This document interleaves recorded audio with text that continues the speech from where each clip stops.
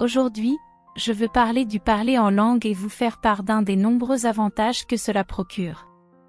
Ce n'est pas le seul avantage, il y en a beaucoup d'autres, mais voici l'un des principaux bénéfices du parler en langue. Dans 1 Corinthiens, chapitre 2, l'apôtre Paul a écrit cette lettre pour traiter des divisions et des schismes dans le corps du Christ à Corinthe. Certains disaient, « Je suis de Paul », d'autres, « Je suis d'Apollo », d'autres, « Je suis de Cépha » et d'autres, « Je suis de Christ ». Il a réprimandé toutes ces divisions. Dans le chapitre 2, il explique pourquoi il n'est pas venu simplement pour prêcher une théologie ou des doctrines, mais pour témoigner d'une expérience personnelle. Il a parlé d'une expérience personnelle et a dit qu'il a démontré les choses qu'il enseignait par la puissance. Il n'a pas seulement utilisé des mots séduisants. Voici ce qu'il dit dans 1 Corinthiens 2, verset 1. « Et moi, frères, lorsque je suis allé vers vous, je ne suis pas allé avec l'excellence de la parole ou de la sagesse, en vous annonçant le témoignage de Dieu. Car je n'ai pas jugé bon de savoir parmi vous autre chose que Jésus-Christ, et Jésus-Christ crucifié. Et je suis allé vers vous dans la faiblesse, dans la crainte et dans un grand tremblement. Et ma parole et ma prédication n'ont pas été avec des discours persuasifs de sagesse humaine, mais avec une démonstration de l'esprit et de la puissance, afin que votre foi fût fondée non sur la sagesse des hommes, mais sur la puissance de Dieu. » C'est ce que Paul enseigne ici, il ne s'agit pas simplement de mots séduisants, mais de démonstration de la puissance de Dieu. Cela vient à néant, mais nous parlons de la sagesse de Dieu dans un mystère, même la sagesse cachée que Dieu a ordonnée avant le monde, pour notre gloire. Je pourrais entrer dans beaucoup de détails à ce sujet, mais en résumé, Colossiens chapitre 1, verset 27, dit qu'il veut faire connaître les richesses de la gloire de ce mystère parmi les gentils, qui est Christ en vous, l'espérance de la gloire. Je crois que cela pourrait aussi se référer au mystère des gentils et des juifs ayant une relation avec Dieu, non basée sur la performance ou les observances religieuses, mais plutôt sur la foi en le Sauveur et ce qu'il a fait pour nous.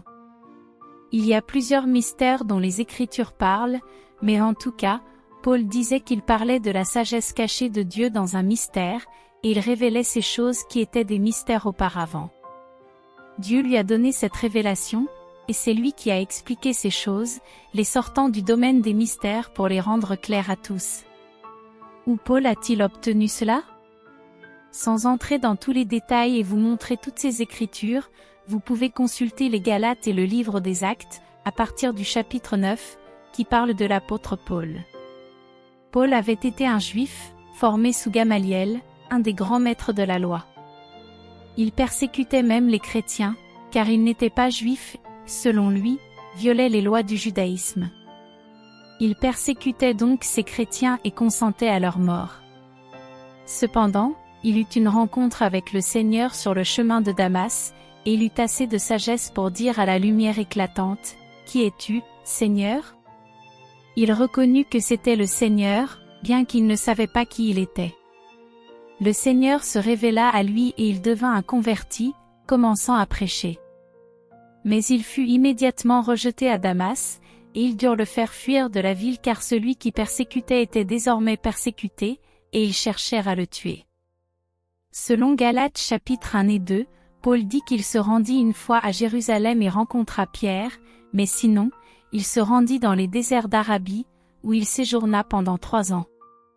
Lorsqu'il revint, il commença son ministère, devenant l'apôtre Paul et entamant ses voyages missionnaires. Mais quelque chose de très important se passa durant ces 3 années.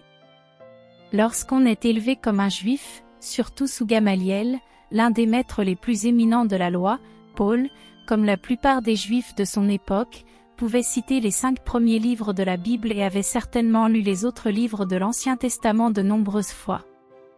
Il était imprégné des Écritures de l'Ancien Testament, mais il en avait une mauvaise interprétation.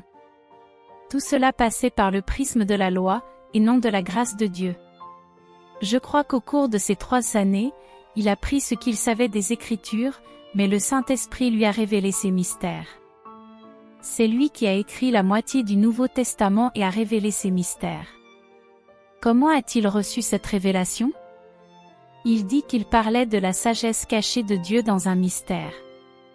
Et ce même homme, écrivant à la même communauté, dans le même livre de 1 Corinthiens, dit dans 1 Corinthiens 14h1, recherchez l'amour, et aspirez aux dons spirituels, mais surtout à prophétiser. Il dit ensuite que celui qui parle en langue inconnue ne parle pas aux hommes, mais à Dieu, car personne ne le comprend, mais en esprit, il parle des mystères. Paul dit qu'en priant en langue, nous prions des mystères. Ce n'est pas du charabia, ce n'est pas quelque chose d'inintelligible. Ce n'est peut-être pas quelque chose que vous comprenez, mais vous parlez dans des langues humaines et angéliques, et il dit ici que vous parlez des mystères dans l'esprit. Gardez cela à l'esprit en lisant 1 Corinthiens 14 verset 14. Paul dit que, si je prie en langue inconnue, mon esprit prie, mais mon intelligence est sans fruit.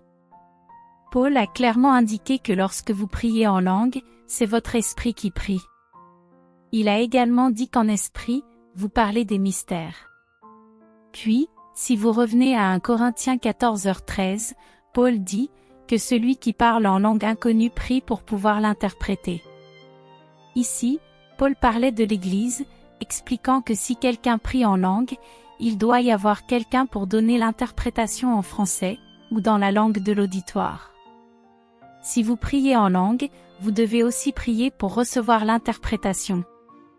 Ce passage parle du don de langue dans l'Église, mais Paul a aussi précisé qu'il priait en langue plus que tous les autres réunis. Nous ne savons pas s'il s'agissait de dizaines, de centaines ou de milliers, mais il dit « Je parle en langue plus que tous vous réunis ». Et il ne le faisait pas en Église, car il disait « Dans l'Église, je préférerais dire 5 mots avec ma compréhension pour être compris plutôt que 10 000 mots dans une langue inconnue ». Ainsi, Paul ne passait pas énormément de temps à prier en langue dans l'Église, mais il priait tellement en langue qu'il disait « Je parle en langue plus que tous vous réunis ». C'est pourquoi je dis cela, certaines personnes pensent que vous ne devez parler en langue que si vous pouvez prier et interpréter ce que vous dites dans l'Église. Ils limitent tout cela à un contexte d'Église, mais Paul, de par ses propres aveux, parlait de prière en langue en privé, et non en public. Je crois que ce qui est dit concernant l'Église et le don de langue en Église peut aussi être appliqué en privé. Si vous pouvez prier en langue dans l'Église et prier en demandant à Dieu de vous donner l'interprétation, je crois que vous pouvez aussi le faire en privé. Je sais que cela semble nouveau pour certains, et vous vous dites peut-être, pourquoi voudriez-vous interpréter vos prières en langue? Parce que, comme il est dit ici, en esprit, vous parlez des mystères, et je relis cela à 1 Corinthiens chapitre 2, où il est dit que nous parlons de la sagesse de Dieu dans un mystère, même la sagesse cachée que Dieu a ordonnée avant le monde pour notre gloire. D'où vient cette sagesse cachée? Eh bien, il me semble logique de penser qu'en priant en langue, comme il le dit ici à la même communauté dans le même livre, votre esprit prie, et votre esprit prie la sagesse cachée de Dieu. Il a dit aussi de prier pour obtenir l'interprétation. Je crois que l'une des façons dont l'apôtre Paul a reçu cette révélation de la grâce de Dieu, qui échappait à d'autres, c'est qu'il prenait les Écritures, il priait sur elles en langue et demandait à Dieu l'interprétation. Il croyait que dans son esprit, il avait l'esprit du Christ, 1 Corinthiens 2 verset 16, et il priait pour que cette sagesse spirituelle, déposée dans son esprit régénéré, sorte et éclaire son intelligence, lui permettant de comprendre et de voir comment Jésus était l'accomplissement de l'Ancien Testament, comment nous n'étions plus sous ses lois, règles et règlements, et comment nous avions une nouvelle manière de nous relier à Dieu par la grâce. Je crois que l'une des grandes manières dont il a reçu cette révélation était en priant en langue et en demandant l'interprétation. Je dis tout cela pour dire que certaines personnes pensent que parler en langue n'est qu'un charabia. Ils pensent que c'est quelque chose que l'on fait juste pour ressentir des frissons ou pour se soulager émotionnellement. Ils considèrent les langues comme quelque chose qui n'a aucun bénéfice autre que de prouver que vous avez reçu le Saint-Esprit. Je crois qu'il y a de nombreux bénéfices à cela, et l'un d'eux est que lorsque vous priez en langue, vous puisez dans la sagesse de Dieu. Mais cela ne vous est utile que lorsque vous l'interprétez. Vous pouvez prier pour obtenir une interprétation et ainsi recevoir la sagesse de ce que vous êtes en train de dire.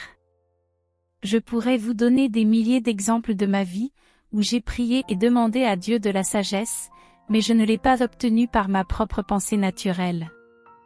Je prenais alors les Écritures, je méditais dessus, puis je priais en langue en demandant à Dieu une interprétation. Je ne peux pas vous dire combien de centaines, voire de milliers de fois, cela a été comme si tout à coup une lumière s'allumait et que ma compréhension devenait claire. Je voyais les choses d'une manière nouvelle. Je sais que c'est subjectif. Certains d'entre vous penseront peut-être, je ne sais pas si cela vient vraiment de Dieu ou pas, vous pouvez en douter, mais je peux vous dire que j'ai vu des choses miraculeuses se produire, et il n'y a aucun doute dans mon esprit que c'était en priant en langue et en demandant à Dieu une interprétation. Par exemple, ce bâtiment dans lequel je me trouve en ce moment, nous l'avons acheté en 2002 pour 3,2 millions de dollars. J'ai contracté un prêt pour cela, il aurait fallu 3,2 millions de dollars supplémentaires pour le rénover, car c'était simplement un entrepôt vide. On m'a dit que nous aurions notre argent la semaine suivante, pendant 9 mois. Notre école biblique manquait cruellement d'espace et nous avions absolument besoin de ce bâtiment, mais je n'arrivais pas à obtenir le prêt pour la rénovation. C'est une longue histoire, mais en fin de compte, je me suis dit, il y a quelque chose qui ne va pas. J'ai alors commencé à prier en langue et j'ai un sentier sur ma propriété que j'ai fait construire. Avant même de marcher 5 minutes sur ce sentier, tout en priant en langue et demandant à Dieu de m'interpréter ce que je disais, je me suis dit, il y a forcément quelque chose qui ne va pas, car ce n'est pas ainsi que tu veux que cela se passe. Je demandais donc à Dieu de la sagesse, en croyant qu'en priant en langue, je priais la sagesse cachée de Dieu et que j'obtiendrais une interprétation. Et là, presque instantanément, Dieu m'a rappelé une prophétie qu'un ami m'avait donnée, et elle concernait ce projet de construction. Il m'avait dit, tu n'auras pas besoin de banque, car tu as déjà une banque. Je me souviens que lorsque ce fut dit, je me suis demandé, quelle banque ai-je? Puis il a ajouté, tes partenaires sont ta banque. Tu n'auras pas besoin de prendre un prêt, tu vas réaliser ce projet sans dette, et Dieu va subvenir à ce besoin de manière surnaturelle. À l'époque, j'avais entendu cela et je m'en réjouissais, mais pour une raison ou une autre, je n'avais pas fait le lien, je n'avais pas mis les pièces du puzzle ensemble. J'attendais ce prêt pour commencer la construction, et lorsque j'ai commencé à prier en langue et à demander à Dieu une interprétation, immédiatement cette prophétie m'est revenue en mémoire. J'ai eu la sensation que Dieu me rappelait ce qu'il avait dit, qu'il ne voulait pas que je prenne un prêt, mais qu'il voulait que je le fasse sans dette. Cela peut ne pas sembler être une grande chose pour vous, mais à l'époque, c'était en 2002, et selon le rythme auquel nous économisions, il fallait énormément de temps pour réunir cette somme. Vous savez, la Bible dit qu'il faut compter le coût, pour savoir si l'on peut construire, sinon tout le monde passera et se moquera. Même si je sentais que c'était Dieu qui me parlait et me donnait une interprétation de ma prière en langue, j'ai quand même décidé de faire le calcul du coût. J'ai pris tout l'argent que nous avions économisé, et calculé combien nous devions encore pour arriver à 3,2 millions de dollars. À ce rythme, je me suis rendu compte qu'il me faudrait jusqu'à 100 ou 200 ans pour économiser cette somme. Autrement dit, c'était tout simplement impossible humainement que je puisse attendre jusque-là pour payer ce bâtiment sans dette. C'était une décision importante. J'avais compté le coût et je savais que si cela n'était pas de Dieu, si je m'engageais à construire ce bâtiment en espèces et sans prendre de prêt, la Bible dit qu'un homme juste tiendra sa parole même si cela lui nuit. Si je disais que je ferais cela, je ne reviendrais pas en arrière. Et si c'était bien Dieu, cela serait merveilleux, mais si c'était moi qui avais mal compris la direction de Dieu, cela aurait probablement détruit notre école, voire notre ministère entier. Étant donné que les enjeux étaient si élevés, j'ai prié à ce sujet pendant environ 2 semaines, mais je savais au fond de mon cœur que c'était Dieu qui m'avait parlé. Plus je priais, plus le désir de réaliser ce projet sans dette devenait fort. Finalement, je suis allé voir David Ardest et je lui ai dit, si l'un des créanciers à qui nous avons demandé un prêt vient nous dire qu'ils vont nous accorder le prêt, je lui répondrai que je ne le prendrai pas. Je vais faire cela sans dette. Le jour suivant, quelqu'un est venu et nous a proposé un prêt de 4 millions de dollars, en nous disant que nous étions approuvés. Je lui ai répondu, vous êtes un jour trop tard, et je n'ai pas pris ce prêt. Je m'étais engagé à faire cela sans dette. En 14 mois, ce bâtiment a été terminé, avec 3,2 millions de dollars supplémentaires en plus de nos dépenses normales. Ce fut l'une des plus grandes provisions surnaturelles que Dieu m'ait accordées dans ma vie. C'était véritablement surnaturel. Et vous savez comment tout cela s'est concrétisé? C'est grâce à la prière en langue, croyant que mon esprit possède l'intelligence de Christ, selon 1 Corinthiens 2 verset 16. Lorsque je prie en langue, c'est mon esprit, la partie de moi qui a l'intelligence de Christ, qui prie, 1 Corinthiens 14 verset 14. J'ai prié également en demandant une interprétation, 1 Corinthiens 14 verset 13, et Dieu m'a donné l'interprétation, me transmettant cette sagesse. Cela s'est avéré être l'une des meilleures décisions que j'ai prises. Je pourrais vous donner des centaines et des centaines d'exemples comme celui-ci. La Bible dit que le Saint-Esprit nous montrera les choses à venir, Jean 16 verset 13. Comment fait-il cela? Il y a plusieurs manières de le faire, mais l'une des façons est que votre esprit a l'intelligence de Christ, il sait toutes ces choses.